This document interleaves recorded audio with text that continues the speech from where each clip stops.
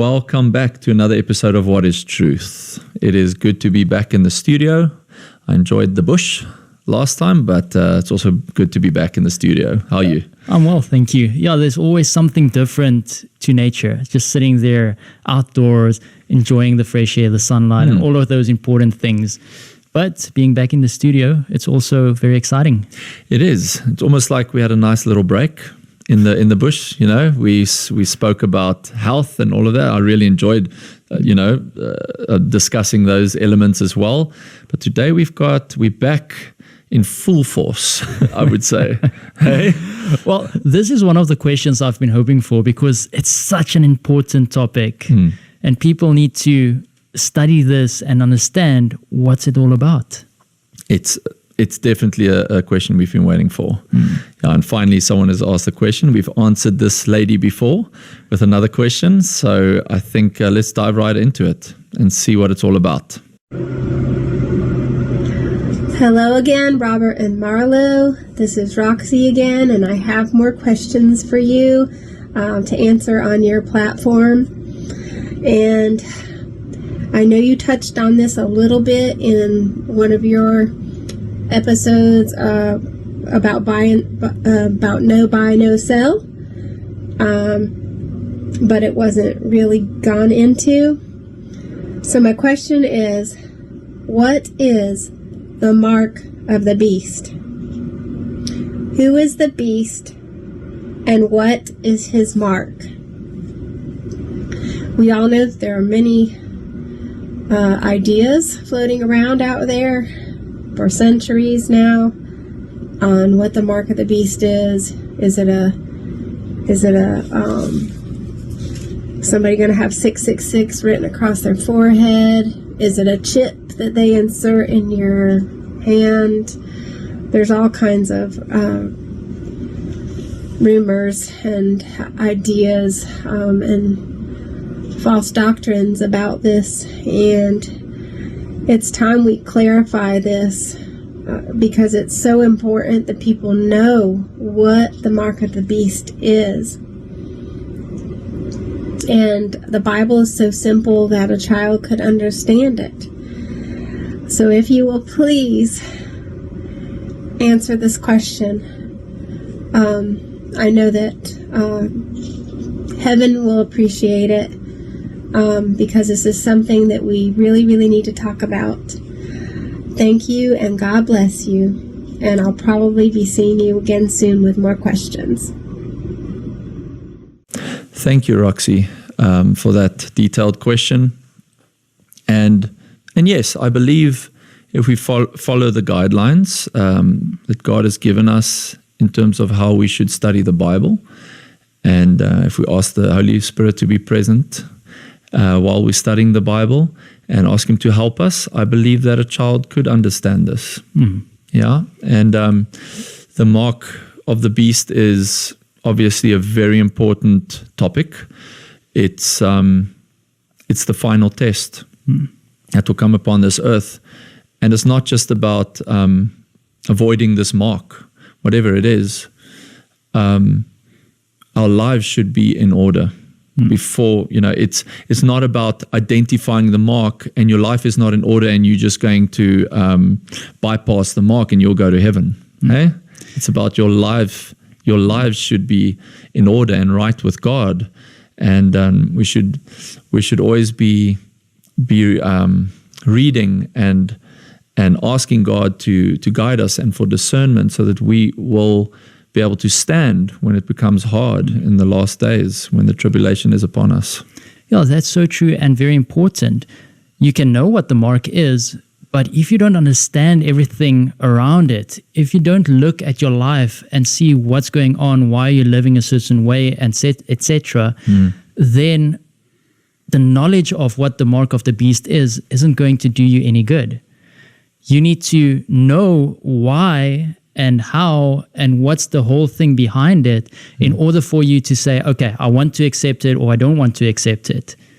So knowing what it is important, but knowing why not to accept it is, for me, even more important than that. It's first that relationship and with God, and that passion to want to know what truth is. Hey, because if we expose this beast power and his mark, you may reject it because you're not living for God. So it won't really make any sense to you, and thus you will be like, whatever, it's got nothing to do with the mark. Like she said, the mark is a barcode, or it's a chip or whatever, or maybe it is. We still need to find out. But yeah, today, Marlo, we are exposing Satan's proxy. Yep. We exposing his character to some degree. So I guess we need a lot of prayer before we start this this journey. Yeah, we definitely do. Yeah. Will you pray for us? I will. Thanks. Dear Heavenly Father, thank you for another opportunity where we can study your word and where we have a very big and important topic that we're going to discuss today. I want to ask you that you will guide us with your Holy Spirit, that whatever we say, whatever we read, whatever comment is made, that it will be through your guidance, that it will be the words that you wish us to speak and not our own words. And I pray that this will go out into the world so that many people can see what it's all about, so that they can be able to make an informed decision as to what's going on. Is this something that I need to accept, or is it something that I need to reject? And I pray this in Jesus' name alone. Amen. Amen. It's very important that we that it's not our words, hey? Mm-hmm. And we don't say this enough, but look at the evidence that we will be presenting today, and see if it aligns with the Bible and where we are in the stream of time.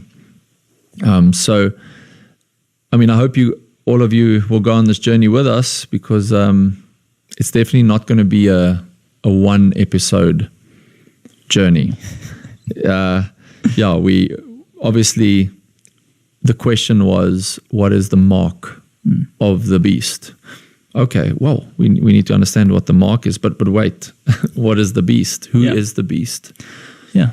And we can read the 2 verses in the Bible where it talks about the mark, and then we can probably go from there and ask those questions. But who is the beast?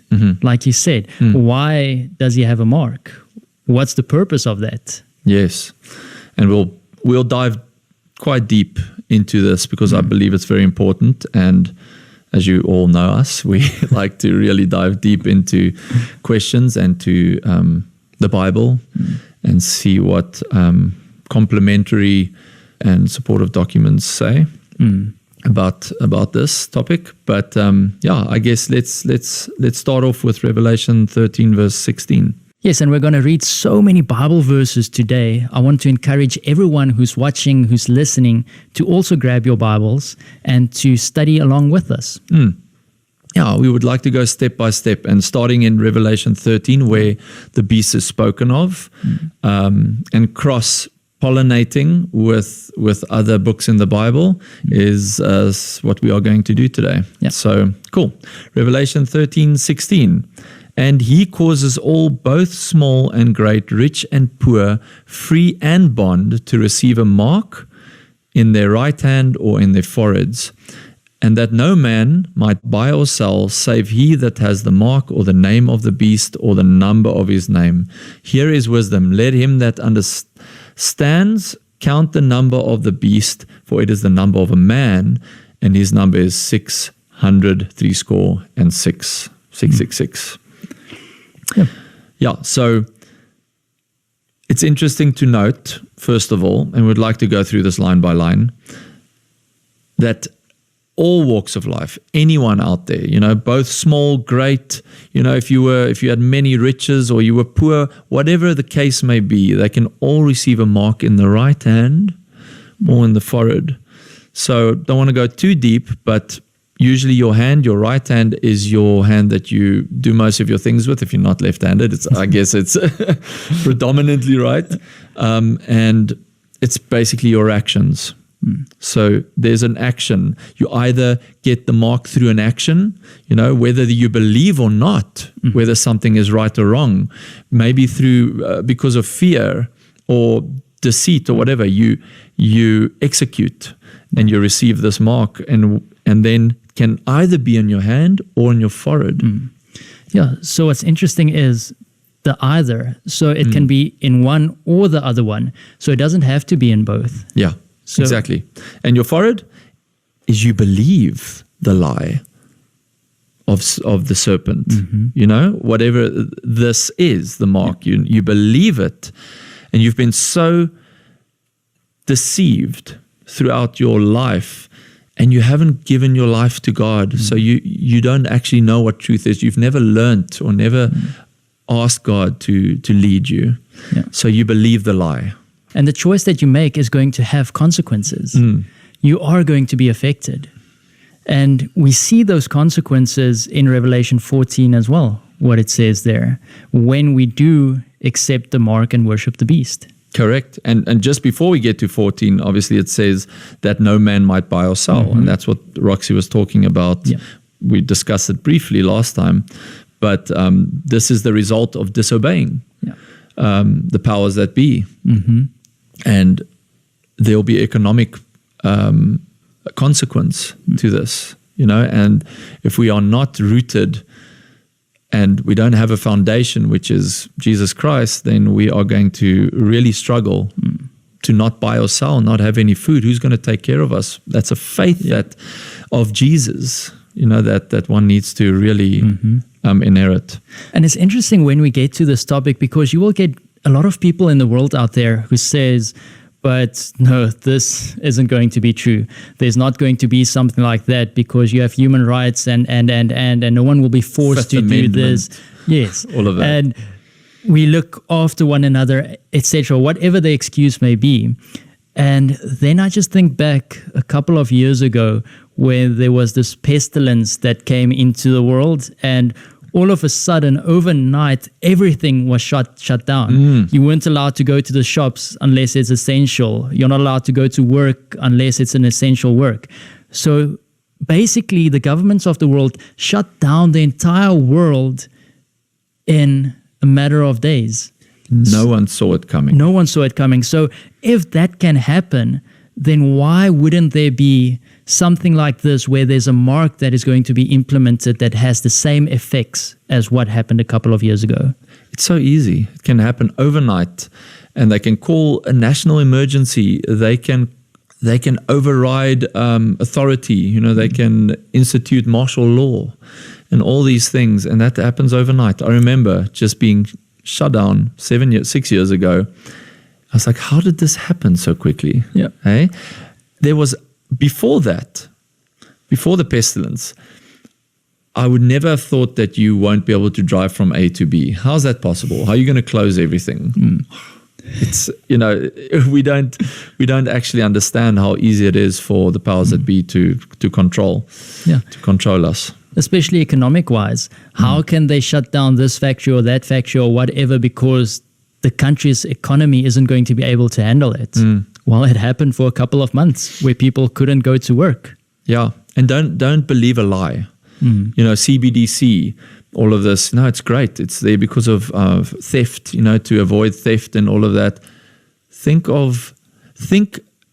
along the lines of the mark of the beast. The end times. Why are they putting all of this in place? So if you're talking about economic, it's what is the consequence or what is the reality of having the CBDC? You can switch someone off. If they don't abide by your rules, by your laws, your statutes, they can just click and it's gone. AI coming up, all of this is detrimental. All the chip in the brain.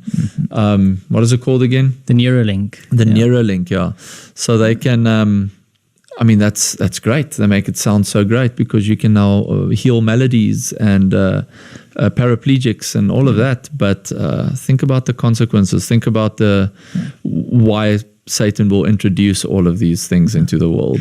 Yeah, and even if you disagree, your voice doesn't mean anything.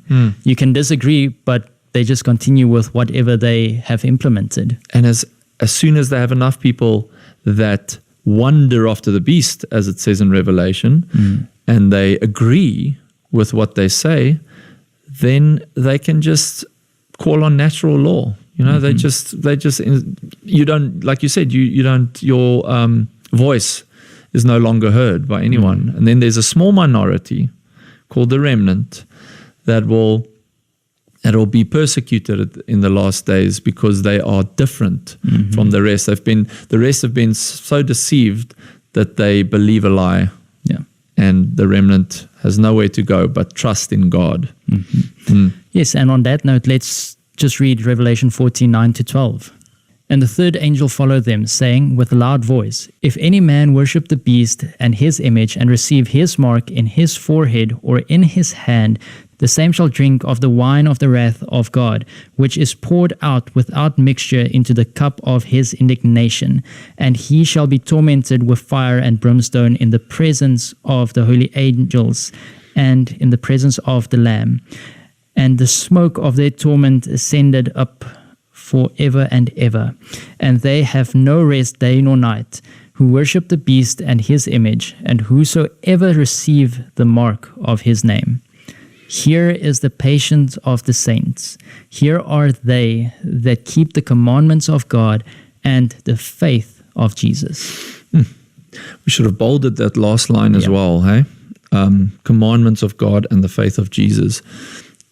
And the commandments of God, keeping them is an outflowing, as we've said before, of the faith that we have in Jesus and of Jesus. So how important is it to also link the mark of the beast with the commandments of God? Yeah, as Jesus said, if ye love me, keep my commandments. So that plays an important role in this whole environment that is being created at the end of time. Yeah. And then we can do a whole study on all of this. You know, commandments equals love. Commandments equals his character. In the last days, why are some people going to accept the mark? Because they're fearful. So there's no fear in perfect love. You know, we can join all of this together. Yeah, it's there for protection as well. Yes, the commandments, a barrier. So we don't have to analyze everything and decipher what's going on here. But I mean, it's always difficult to read the wrath of God. You know, the same shall drink of the wine of the wrath of God. The wrath of God is purely because of us, because we separate ourselves from God. We mustn't forget that. The wrath of God only comes down on those who will not believe in him and whose probation has been closed already. We mustn't disbelieve the love that he actually feels for us. Yes, and we did a whole episode on it, Does God Kill? In one of our first videos already. It's a long time ago now. First 4 or 5, yeah. No, that was good. And so this is the mark, okay? We first need to identify who this beast power is, because how can we know who the mark is if we don't understand who the beast is, So Revelation 13 verse 1. And I would like to take it step by step. Revelation 13:1. And I stood upon the sand of the sea and saw a beast rise up out of the sea, having 7 heads and 10 horns, and upon his horns 10 crowns, and upon his heads the name of blasphemy. Wow, that's a very fully loaded verse, actually, and it's so short. Now you have you have this beast rising out of the sea. What does that mean? And then this beast has 7 heads, 10 horns. What is the meaning of this? And upon the horns 10 crowns. So there's some rulership here. Crowns, kingships. Yeah, and people can now go and say, I think it means this, or I think it means that. That's not the way to read the Bible. We should let the Bible answer and interpret itself. Yes. So we need to go and see, what does the Bible say about a beast, about the sea, about the heads and horns and the crowns, and not just say, this is how I feel and I think this is what it should be. Yeah. So, I mean, upon his head is name of blasphemy. That gives a very big clues already. Hey? It's what is blasphemy? It is putting yourself in the place of God. And what did the Pharisees accuse Jesus of? Forgiving sins, which is only attributed to God himself. Yes, and they wanted to stone him as well because he said he and the Father are one. Yeah. So, very nice clue. I would love to expand on it and tell you exactly who this person, who this beast power is. But keep in mind, there's a usurper here. Mm. Okay, so now, what is a beast in prophecy, in the Bible? Let's first get that definition. Yeah. And we go to Daniel 7, verse 17 and 23. These great beasts, which are four kings, which shall rise out of the earth. Thus he said, the fourth beast shall be the fourth kingdom upon earth. So let's not dive into what it's saying here. I just want to show that a beast is a kingdom. Or a kingdom. Yeah. Yes, and again, this is so important to let the Bible interpret itself, because when I look at this, I remember watching a documentary when I was still in the Pentecostal church about this beast that rises out of the sea. And in that documentary, they said, but it's a literal beast that is going to come out of the sea.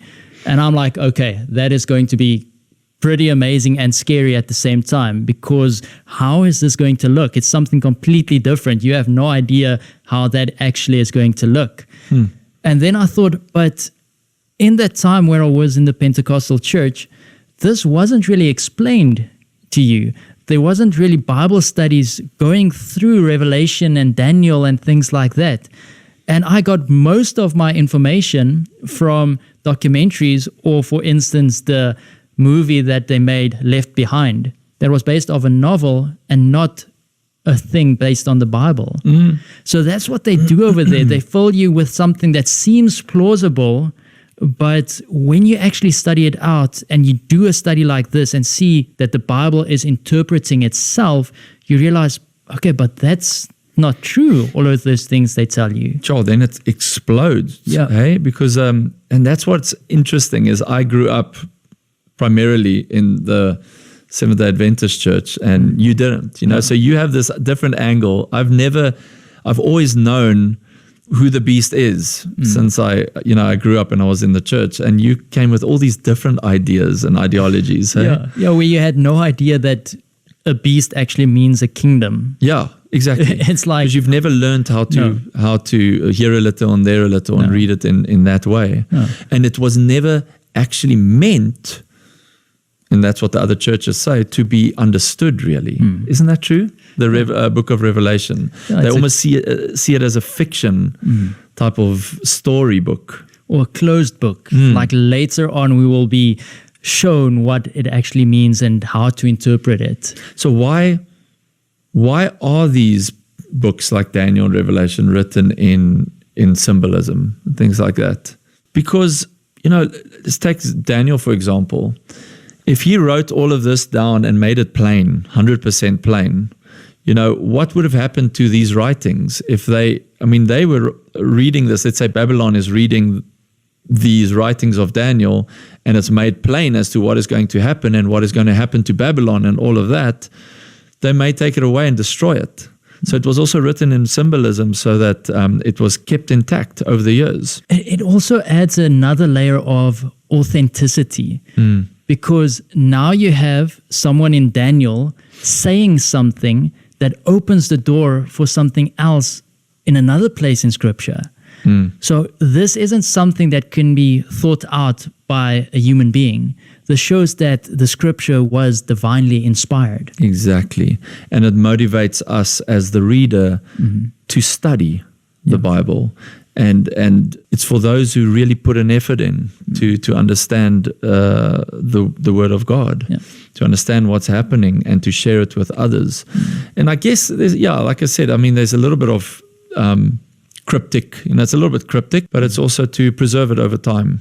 Yeah, so now we have a beast, and we know that the beast is a kingdom. So now you have a kingdom that comes out of the sea. So what does that then mean?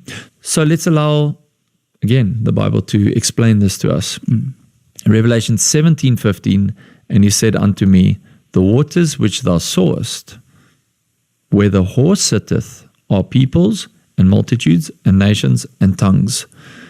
So you've heard about the chaotic seas. It's also, it's symbolism for people. When you have war and all of this, the sea has got to do with multitudes, dense population, dense populated areas is what the sea refers to.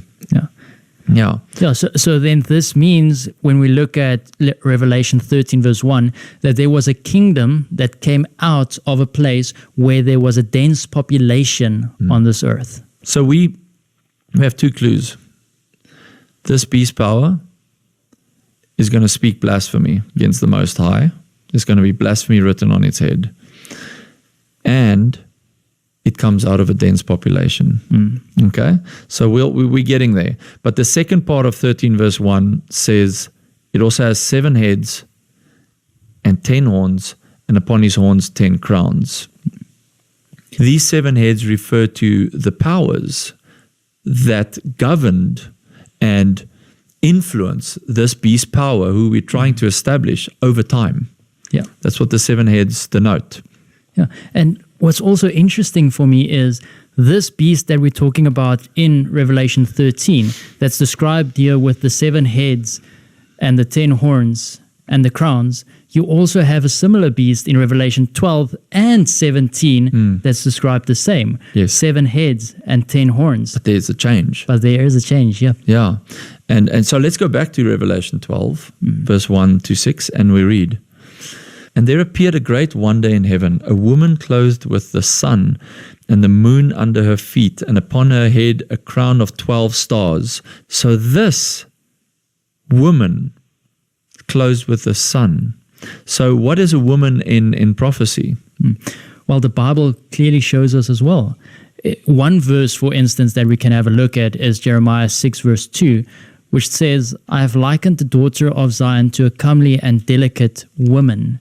So we have all of these references where the people of God, his followers, his church is likened unto a woman. Yes, and clothed with the sun, the righteousness of Christ.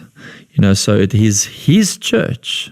Woman is a church in Bible prophecy. And the moon under her feet, and upon her head a crown of 12 stars. 12 symbolizes the church. Yeah. So, and she being with child cried, travailing in birth and pained to be delivered. And there appeared another wonder in heaven, and behold, a great red dragon, having 7 heads and 10 horns, and 7 crowns upon the heads. Okay? So what is the difference between what we are reading here in Revelation 12 and what we read in Revelation 13 verse 1? Where the crowns sit. Where the crowns sit, yes. So first of all, before we get to that, so this woman, this church, and back then the nation of Israel, through David, through to Mary, gave birth to a child, and that child was Jesus Christ, yeah. And then this great red dragon came, having 7 heads, so it's the same, still the 7 heads of Revelation 13, and 10 horns, okay, and 7 crowns upon the heads. Okay, so during the time of Jesus, who was ruling Israel at the time? Well, that was Rome. Rome was ruling during that time. Yes. And they ruled till 476 AD. So during this time, Satan was keeping Israel in bondage and persecuting the saints through his proxy or through his servant, I guess, on earth, which was pagan Rome. Yeah. But if you look at the 7 crowns, it's on the heads, and in verse 13, it's on the horns. So what does it mean if these 7 crowns were on the heads of the beast? So it must mean, because during this time, the world was ruled through Caesars. Okay, and we'll look at the kingdoms that followed in Daniel now. But during this time, the Caesars ruled. Okay, and later, the crowns went onto the horns. So it was no longer the Caesars that ruled. But now you had the monarchs of the kingdoms that ruled. Yes. And we can give a little bit away. It was in Europe, okay, where the monarchs were ruling. Yeah. But we first have to dive into Daniel to understand this a little bit better and to understand who these kingdoms were and when they reigned and how it came to this point where Jesus was born and pagan Rome was in charge. Yep. Okay, and then we read on, and his tail drew the third part of the stars of heaven, so the third of the angels that he took with him, and did cast them to the earth. And the dragon stood before the woman, which was ready to be delivered to devour her child as soon as it was born. Yeah. So what happened here? Yeah, well, just before we go to that, I just want to mention we don't have to sit in confusion and wonder, but who is this dragon that they're talking about? Because if you read just a few verses later on in Revelation 12, it clearly says that the dragon is Satan. It is quite well known that the dragon is Satan. It's not something we need to expound on, really. Yeah. But yes, the dragon is Satan. And at this point, Satan, through pagan Rome, was waiting to devour the child, to destroy the child. So isn't this what happened during this time where Herod the Great wanted to destroy all the firstborns? Yeah, he was an official of Rome. Yeah. And because of fear, losing his position, he said, wow, is there another king that was born? Let's kill all the babies, every one of them, so that we are 100% sure that we've destroyed whoever this potential king is. Yeah. And a bit later on in Jesus' life, when he was taken captive, where did the Sanhedrin take him to? To Caiaphas and to Pilate. Pilate, yeah. So there Rome is involved again. Yes. And who placed him on the cross? Whose seal was placed on the grave? Who guarded the grave? The Roman soldiers. Yeah, so you can see how Rome was involved in here, doing the bidding of Satan.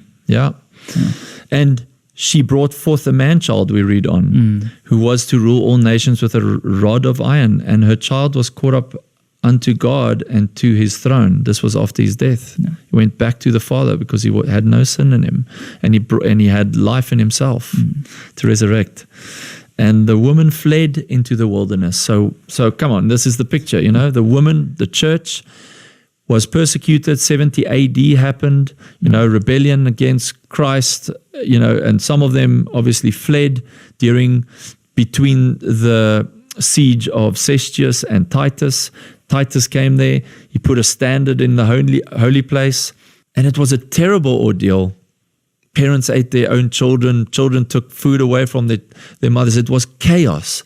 But those who had faith in Jesus, between the two sieges, which were 3.5 years apart, they fled. And they got away. They went into the countryside, out of the city.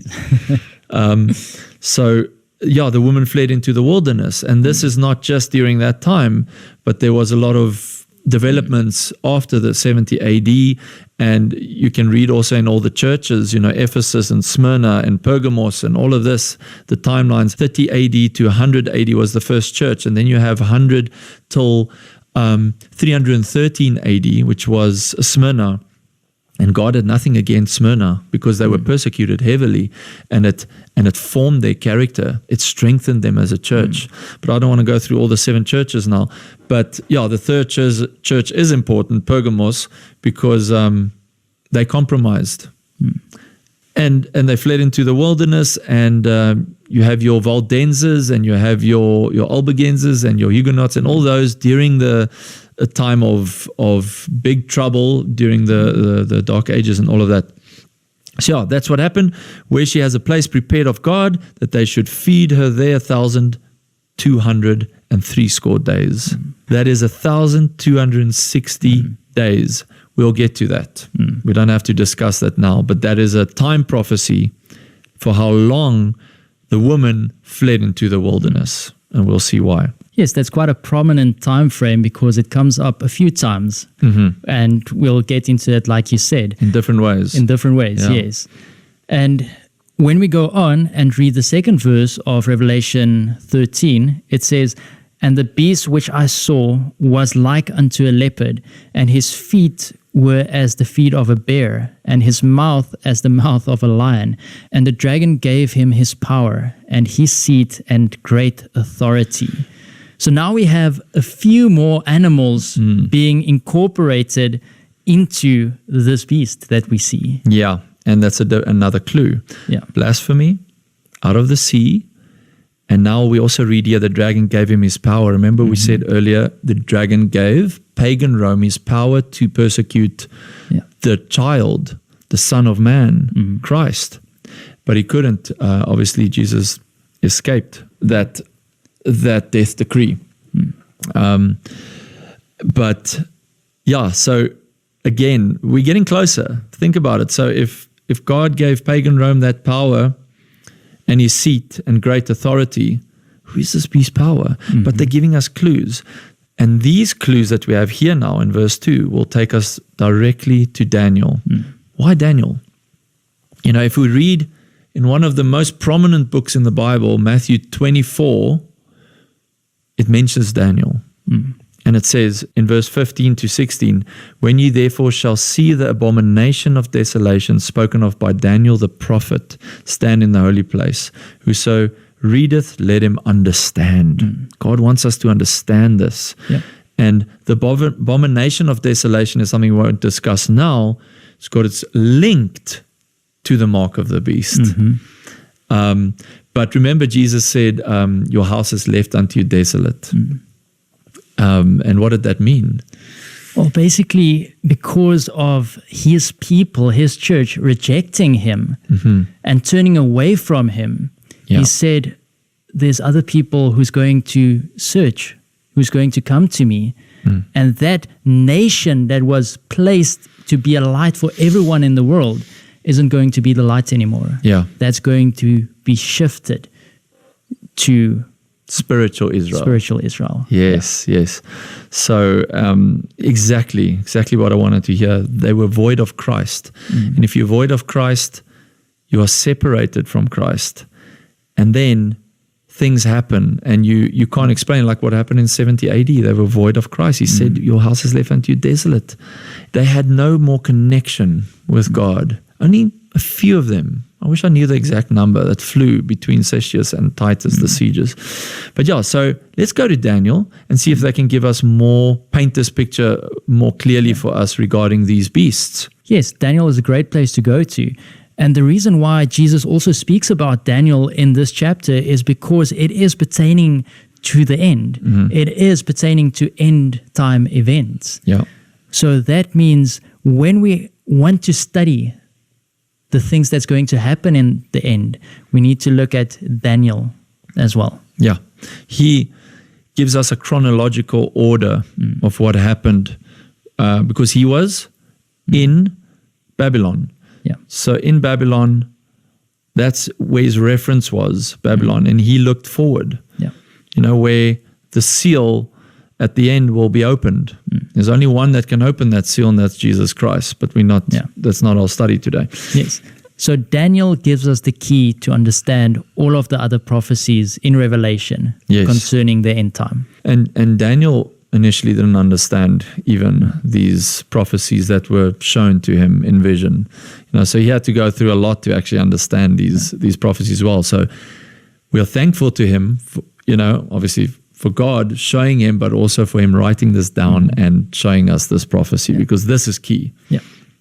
Okay, so Daniel 2 verse 31 to 34, Nebuchadnezzar had a dream. I believe everyone will remember this. It was an image, and he asked these wise men and his astrologers and all his wise magicians to interpret this dream for him. But not only interpret it for him, they had to tell him what the dream was. Yeah. What makes it so more amazing what actually happened there. Yeah, so they had to tell him what he dreamt. Yeah. and then interpret it. So long story short, they couldn't. Obviously, it was a dream from God. And Daniel was the one who prayed to God, and he said, please show me the dream and interpret it for me, God, so that I can go to Nebuchadnezzar and explain it to him. Yeah. And we read from verse 31, 2 verse 31. Thou, O king, sawest, and behold, a great image. This great image, whose brightness was excellent, stood before thee, and the form thereof was terrible. Okay, also remember that this, every time we go to the next section of Daniel, there's a little bit more information. This image's head was of fine gold, his breast and his arms of silver, his belly and his thighs of brass, his legs of iron, his feet part of iron and part of clay. Okay, so that's all we know. We've got a picture of what it looked like, but no additional information really. Thou sawest till that a stone was cut out without hands, which smote the image upon his feet. Okay, so you have this image, and right at the end, it's succession, hey? So it's head, chest area with the arms, and then your midsection, legs, and then you have the feet of clay and iron, and a rock that was cut out with human hands hit the feet, and the whole thing tumbled. Yep. Okay. So right at the bottom you read, and the stone that smote the image became a great mountain and filled the whole earth. So that's a clue on its own. So this stone that hits the feet of this image, it fills the whole earth at the end. Okay. Yeah. And what's great about this is you don't have to go and try and figure out, okay, but what does this now mean? I have no clue what fits in where. The Bible literally interprets this dream for you. It does. You just need to read on. Yep. Continue reading. If you have to, read the whole Daniel, get a picture of where he was in Babylon, how he preserved himself from the king's table, the food from the king's table, how the faith element came in, how prayer was important to Daniel and his friends and all of that. So I would obviously recommend reading the whole of Daniel, but this is now the portion of what we're looking for. So next we read in Daniel 2 verse 38, thou art this head of gold. So first he just said, this is the image, this was your dream. But now he interprets it a little bit, just painting a little picture there. Thou art the head of gold. So who's the head of gold? King Nebuchadnezzar. Yes. So that's Babylon. Babylon, exactly. King or kingdom. So yes, Nebuchadnezzar. Yes, Babylon. So Babylon. Yeah. And after thee shall arise another kingdom inferior to thee. Doesn't say who. And another third kingdom of brass. So the inferior one is silver. The third kingdom of brass, which shall bear rule over all the earth. And the fourth kingdom shall be strong as iron, for as much as iron breaketh in pieces, as subdueth all things, and as iron that breaketh all these, shall it break in pieces and bruise. And whereas thou sawest the feet and toes, part of potter's clay and part of iron, the kingdom shall be divided. So that's my second piece. That's the second piece of, colored in here. The first one just said it was clay and iron. Yep. This one says it will mean divided kingdoms, divided. But there shall be in it of the strength of the iron, for as much as thou sawest the iron mixed with miry clay. And as the toes of the feet were part of iron and part of clay, so the kingdom shall be partly strong, partly broken. Okay, so it gives us that information. And this is the final, this is at the end times. Okay, this is what the feet symbolizes, a divided kingdom. But the iron is still present. And whereas thou sawest iron mixed with miry clay, they shall mingle themselves with the seed of men, but they shall not cleave one to another, even as iron is not mixed with clay. And in the days of these kings shall the God of heaven set up a kingdom which shall never be destroyed. Okay, so that is a little bit more information. God of heaven set up a kingdom. Yeah. Okay, so when that rock, God is our rock. Yeah, so when Jesus comes the second time, he will set up a kingdom. Exactly. So we've got Babylon, the head, and we've got the rock at the feet. I'm not saying the feet is God. I'm saying the rock is. So we've got Babylon, and we know who's going to be the victor. So we've got the outline. We've got the skeleton. Yep. Yes. So just to show the viewers the statue. So the head of gold is Babylon, and they reigned from 605 to 539 BC. Yeah. Now I remember in 605 BC, Jehoiakim, K-I-M, was the king of Israel, and that was the first siege of Babylon, and they took a lot of captives to Babylon, and amongst them was Daniel and his friends. Yeah. And then they took items from the temple in 597 BC, and then in 586 BC was the second siege and final siege for ancient Israel. Yeah. So anyway, just a short thing there, but from 605, 539. Yes, exactly. So if that first part of the statue represents Babylon, and the next one is another kingdom that came up after it, so that means what kingdom then ruled that entire area after Babylon? Which kingdom conquered Babylon in order for them to rule? Do we have to find this in the Bible, or can we just go to history? Well, it is in the Bible as well, but we can just go to history also. Now, before we even get to the Bible, who conquered Babylon in 539 BC? So and so these were the Medes and the Persians that merged, the Medo-Persians, and the Persians under Cyrus the Great conquered the Medes in 550 BC. So, and then they merged and became Medo-Persia, and then they conquered Babylon. And Babylon was unconquerable almost, impenetrable. But we know the story, we can tell our viewers. Well, the city had everything they needed. Their walls were extremely high and thick. They were something like, I don't, correct me if I'm wrong, but it was somewhere along the lines of 14 to 16 meters thick, wide, deep, and high. Yes. And there was the river Euphrates running through it. So they could defend themselves. They had enough water and supplies to live for a long time, to provide food for themselves. And then they had to come up with a plan to get into that city.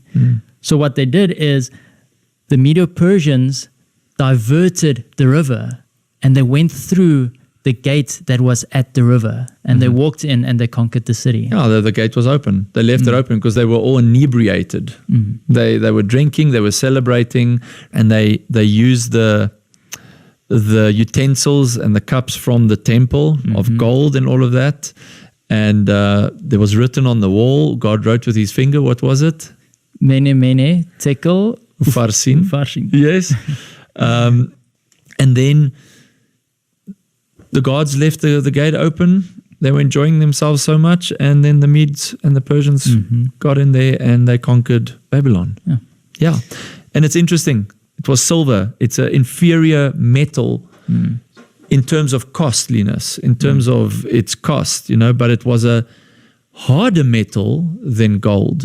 And the interesting thing about Cyrus, he had one of the largest, I think it was the largest at that time, empire in the world. It stretched from the Mediterranean Sea to the Indus River, and they had an interesting messaging system, and they could deliver messages across that whole region with horsemen over time. And that's actually where we get the name Media from. Is from the Mede. They were called in the Bible Media and Persia.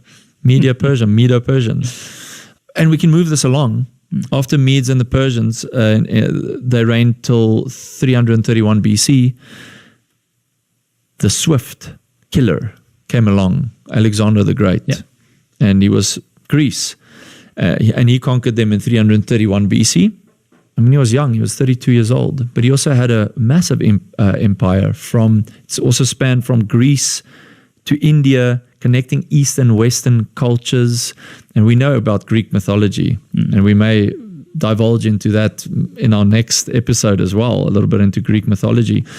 And he expanded his rule over roughly around 2 million square miles. So these were massive kingdoms. Massive kingdoms, and they were conquered obviously by Rome during this time now. And they conquered for a long time, 168 BC till 476 AD. Yeah, and what's amazing for me is God showed Daniel the future. He showed him things that would still happen. And now we sit here in time and we can look back and we can see exactly the way it happened, the way God said that it will happen. And ever since that power, that lost power, Rome, divided, there wasn't one kingdom anymore. There wasn't one ruler anymore. You'll see many tried to unify Christians, unify Europe. You know, when you look at Charlemagne, he was the king of the Franks and later Holy Roman Emperor. He aimed at uniting Europe under a single Christian empire, recreating a form of Western Roman unity. He failed. If you look at Napoleon, he also tried to unify Europe under France. And what do you think Hitler did? Yeah. You know, he did exactly the same. He tried to unify in both. Well, Hitler wasn't in World War I, but in both times, almost they tried to unify and combine the German-speaking countries under one regime, and it failed.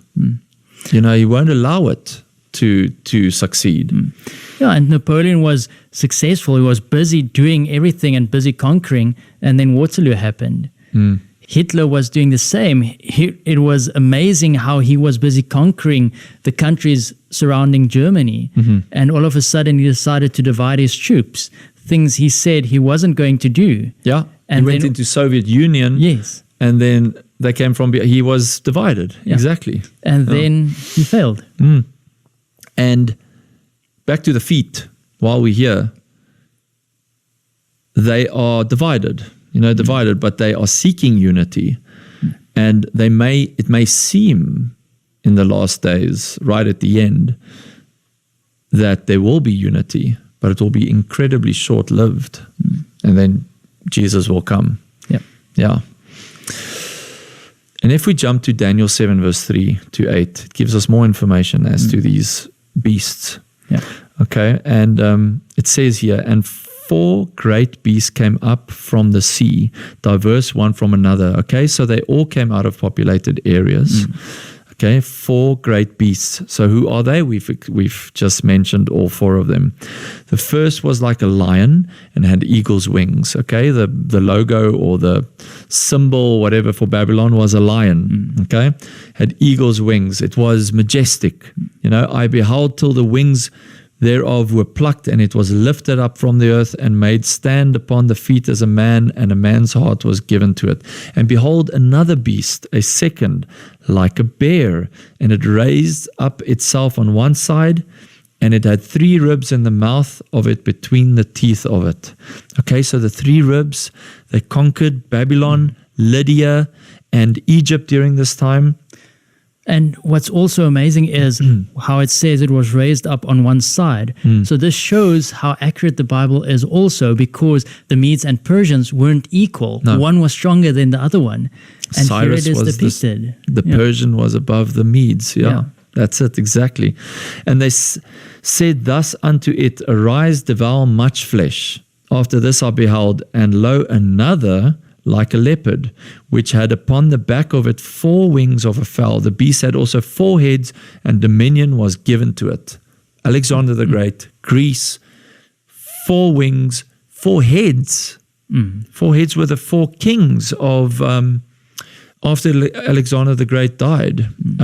He had 2 ICs, 2 generals that took over these areas. And they were called Cassander, Lysimachus, Seleucus, and Ptolemy. Okay, I don't know if I'm pronouncing it right. But these 4 quadrants were Macedonia, Thrace, Syria / Babylon, and Egypt. So that's the areas that they conquered. Yeah. And you had the 4 wings that shows swiftness, like you mentioned earlier. So that entire kingdom that Alexander the Great conquered, he did it in less than a decade. That is insane if you think about the area that he had to cover with his soldiers, and they had to fight and conquer the different nations in that area. Exactly, and it's all here. It all depicts it in symbolism to a degree. After this I saw in the night visions, and behold, now we're getting to to the crux of the matter here. The fourth beast, dreadful and terrible and strong exceedingly, and it had great iron teeth. It devoured and brake in pieces and stamped the residue with the feet of it, and it was diverse from all the beasts that were before it. And it had 10 horns. Remember we read about 10 horns in Revelation 13, Revelation 12, the crowns on the heads, and in Revelation 13, the crowns on the horns. Yes, so we're linking the two together now. I considered the horns, and behold, there came up among them another little horn, before whom there were 3 of the first horns plucked up by the roots. And behold, in this horn were eyes like the eyes of a man, and a mouth speaking great things. Okay, so there's a little stout horn power. Okay, because horns also signify kingdoms in Bible prophecy. So there was a little horn coming amongst these 10 horns. So who were these 10 horns? Yes, and just before we get to who those 10 horns are, let's just read on a bit in Daniel, because we don't want to interpret anything out of ourselves, because the Bible interprets it for you. We just need to read on. Yeah. So Daniel 7 verse 17, these great beasts which are four kings. Verse 19, then I would know the truth of the fourth beast. Okay, here we're talking about the fourth beast. That's where I want to get at. Which was diverse from all the others, exceeding dreadful, teeth were of iron, his nails of brass. Okay, so we know this is Rome, okay, the fourth beast. So we need to talk about Rome. Teeth were of iron, nails of brass. I know this is eisegesis, but to me, nails of brass is, you cling, you rule over. Brass is almost like Greek theology. So you have that mindset of Greek theology embedded in the iron. That's just as my thinking. Yeah. It's not in the Bible anywhere, but it's interesting. Which devoured, brake in pieces, and stamped the residue with his feet. Okay, and of the 10 horns that were in his head, and of the others which came up, and before them 3 fell. Okay, so of the 10 horns, 3 fell. 3 horns were devoured, were destroyed. Even of that horn that had eyes and mouth that spake very great things, whose look was more stout than his fellows. So this small horn wasn't destroyed. No. It's actually speaking of, this is the main issue. No. This horn uprooted 3. Yeah, this one was different than the others. Yes, and more stout. Yeah. So it had more influence. I beheld, and the same horn made war with the saints and prevailed against them. This was the little horn persecuting the saints of God. Until the ancient of days and judgment was given to the saints of the Most High, and the time came that the saints possessed the kingdom. Thus he said, the fourth beast shall be the fourth kingdom upon earth, which shall be diverse from all kingdoms, and shall devour the whole earth, and shall tread it down and break it in pieces. Remember, it shook the residue off its feet, that terrible beast. And the 10 horns out of this kingdom are 10 kings that shall arise. And another shall rise after them, and he shall be diverse from the first, and he shall subdue 3 kings. That is the stout little horn that will uproot the 3 kings out of the 10. So there will be 7 left. Just making it as plain as possible. And he shall speak great words against the Most High, and shall wear out the saints of the Most High, and think to change times and laws. And they shall be given into his hand until time and times and the dividing of time. So now we've got 2 time prophecies that we will link soon together. We have the 1,260 days that we mentioned earlier. Yeah. And we have time, which is 1. Times, which is additional 2, that's 3. And dividing of time, 3.5. 3.5 years.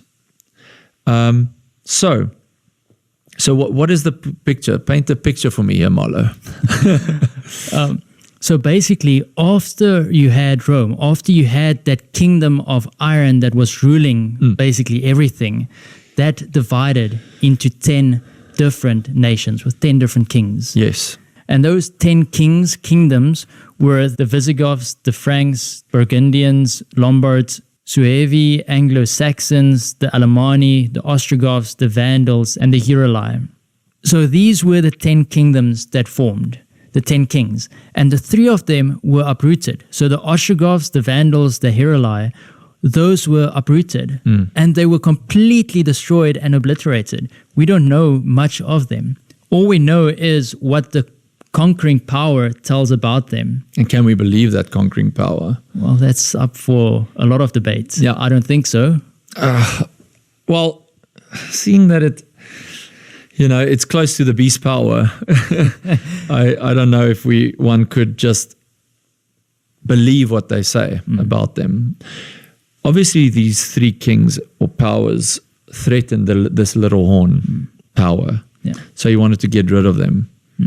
But we are trying to establish who this little horn power is. And it's not a good power. So that's why I'm saying they must have questioned their authority. They must have had Christian values, I would almost say. I don't know. I'm assuming because we don't have any information on them. So, but they were uprooted. And if you want to compare this with modern day, I guess, location, when you look at the Visigoths, you've got your Spain, France, Switzerland is your Burgundians, Italy, Portugal. They're a little bit different than today, but similar locations. So this was Europe, okay?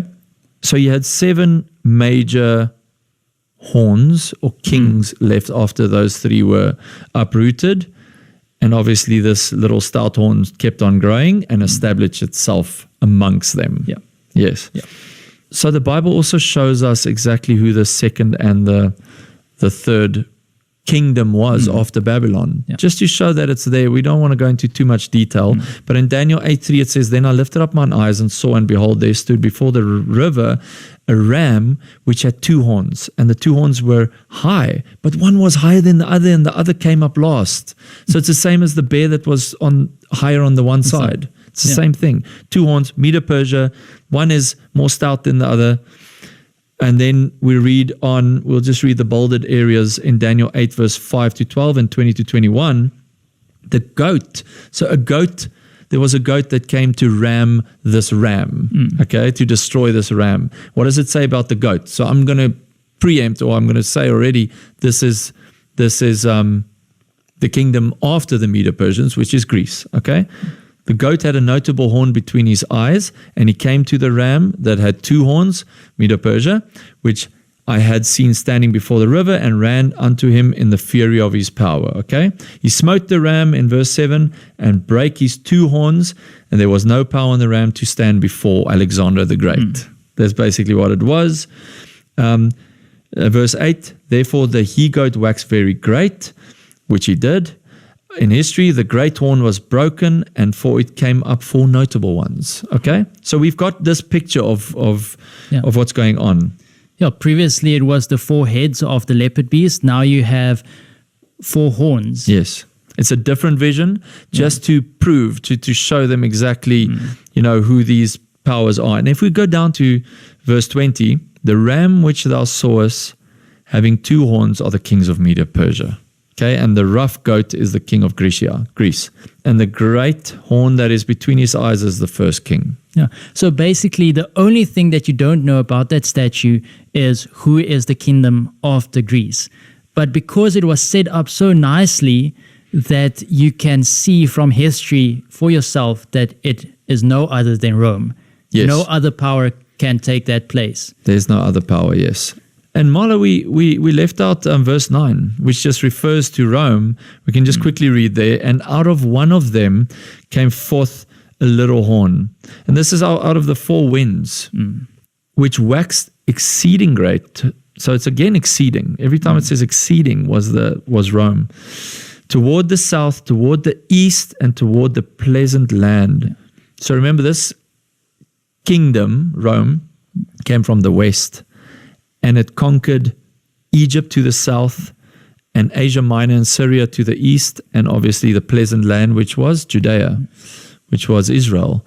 And that clearly shows as well that this is Rome. So Daniel 8 is very clear. Verse 5 is very clear as to who these powers were, just to cement it. Yeah, so isn't it wonderful how the Bible repeats itself in different ways, but it tells you exactly the same thing? Yeah. So there's no confusion as to what it means. You can't say, okay, Daniel 7 means this, and then Daniel 8 means something different now, and then Daniel 2 means something completely different than to the other two chapters. Each one aligns with one another. Exactly. So finally, Marlo, Rome was deposed by Odoacer, who was from the Germanic, he was a Germanic chieftain in 476, and he deposed Romulus Augustulus. Okay, so he was the emperor at the time, the last Western Roman emperor, and then Odoacer allied with the next emperor, the Western emperor of Rome. So he didn't destroy Rome completely. He allied with them in a sense, with Zeno, and Zeno became emperor until 491 AD. So yes, Rome lost its imperial power during that time, but it wasn't completely destroyed. Yeah. But what crept in? Okay, this is pagan Rome still. So what crept in the 300s, in the 4th century? Well, you had an emperor who became a Christian. Mm-hmm. And from that moment on, he tried to unify the people again. He tried to get pagans and Christians to worship together. So there was compromise that crept in. And this was the third church of God that allowed compromise to enter into their religious systems.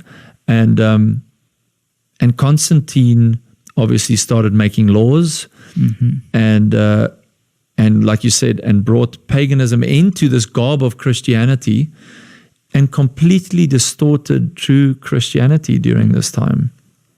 And there were a lot of laws that were made.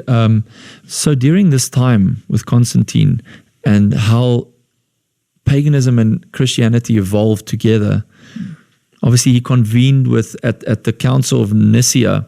He convened with bishops, and they looked at the disputes over theology in the church and all of that. And this evolved over time. And imperial Rome, or pagan Rome, then soon morphed into something greater, which was this stout little horn. Yeah. So now we're getting to the question, what was this little horn power? Yeah, so we're looking at this time frame of where this little horn comes out. And what gave this little horn his power? Because you had Constantine, you had this pagan Rome that still had a lot of say in the world. So authority, yes. And when we go to 533, we have Justinian, who said the following. Writing to Epiphanius, Patriarch of Constantinople, stated that he had written the above letter to the Pope, repeats his decision that all affairs touching the Church shall be referred to the Pope, head of all bishops and the true and effective corrector of heretics. So the Pope was to the side who is heretics and who should be persecuted because of what they believe or what their reason may be. This is, how did they get to this point, Marlo? How did they get to a point where they can appoint someone as the corrector of heretics? It must have been through the time of the bishops, through 100 AD to this point, with Constantine coming as Christian, the compromise of the third church. You know how important that part is for me? Looking at compromise. If you look at compromise throughout the ages, it's incredible. Even Hezekiah, the king of Israel, compromised with Assyria and pulled the gold from the temple walls to give it to Assyria until he realized what he had done. Yeah. Compromise is the worst thing you can do. They got to this point because the nations, the world, believed in their cause. Yeah. They believed that what they were doing is right because they had deceived them over 200 years. From Constantine to this point, they're already in their hands. And the devil was using any means necessary to empower him. As we read, that who gives it its power? It is the dragon that gives him his power. So we have Rome giving papal Rome, the Pope, its power. And behind that sits the dragon. The dragon sits behind all of this. He's got a proxy on earth. He has his servants. And this is right through from Cain. Yeah. Right through from Cain till today.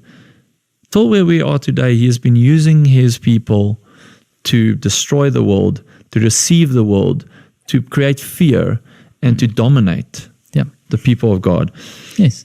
And here's another letter that is written by Justinian. And he says, to Pope John II, because you are the head of all holy churches, for we shall exert ourselves in every way, as has already been stated, to increase the honor and authority of your see. You know what the date was? I think this is still around 533. So a lot happened just before this beast power received absolute power. Yeah. And then you also have Pope John II, who replied to that letter, and he said, if we read the bold part, this see is indeed the head of all churches. Where did this blasphemy come from? That they can be head of all the churches and be this representative? Yeah, they misinterpret what Jesus said to Peter. Exactly. And we also read in Signs of the Times, the word Peter signifies a loose stone. Okay? So Jesus said to Peter, on this rock I will build my church. And then they just blindly go and say that it's on Peter. Peter is the rock. He's a little rock. Petros. Right? The rock is God, is Jesus Christ, is the rock that he's referring to. So Signs of the Times says the word Peter signifies a loose stone. Christ did not refer to Peter as being the rock upon which he would found his church. His expression, this rock, applied to himself as the foundation of the Christian church. Yeah. Hey? Yeah. Jesus What heresy. Jesus is the cornerstone of everything. Yes. So we can't take a human being and put him in the place of Jesus. No. Peter was a servant of God. And then, now we come to when this power now actually came to fruition and it became a power. And in Ministry Magazine, there are quotes as well in here. It says, it is true that as the Gothic power was not at once snuffed out of existence, so the papacy did not spring at once into full flower of political and spiritual power. There were in those days popes and popes. Pope Silverius, if not an Arian, was at least suspected of sympathy with the Goths as against Justinian and his supporters. So in 537, this pope was deposed by Belisarius. Now, Belisarius was the general in command of Emperor Justinian. There being some question as to the authority of a military leader summarily to depose a pope, an appeal was taken to the Emperor Justinian, whose capital was Constantinople. The emperor sustained the action of his general, and the following year, 538, Chef tells us Vigilius, a pliant creature of Theodora, wife of Justinian, ascended the papal chair under the military protection of Belisarius. And that's quoted in the History of the Christian Church, Volume 3. Yeah. So this is where it received its power by the dragon in 538.